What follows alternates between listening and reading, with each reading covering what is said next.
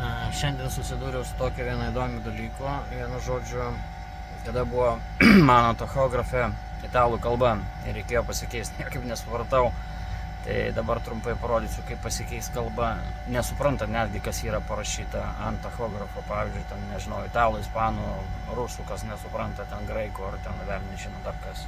Čia yra mano Renault Track tachografas, šita, tai dabar taip.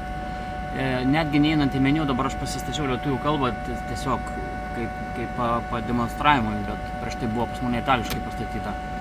Tai netgi nesuprantant kalbos, paprasčiausiai reikia, kaip kur rodo, pavyzdžiui, kai kuriuose tachografuose 8 kartus ar 7 kartus rodiklė žemyn spaus, pas mane yra 4 kartus, tai spaudžiam taip. 1, 2, 3, 4, pasirinkti kalbą. Nu, lietuviškai aišku suprantu, bet sakysim, jeigu tai būtų kažkokia kita kalba. Spaudžiat OK ir tada su rodiklė apačion einam ir renkamės tokią kalbą, kokia mums reikalinga. Sakysim, kadangi aš dirbu Anglijoje, tai pas mane čia anglų kalba, nes čia buvo matyti italas įdėjo, nusistatęs itališkai buvo. Kol susirandi savo kalbą,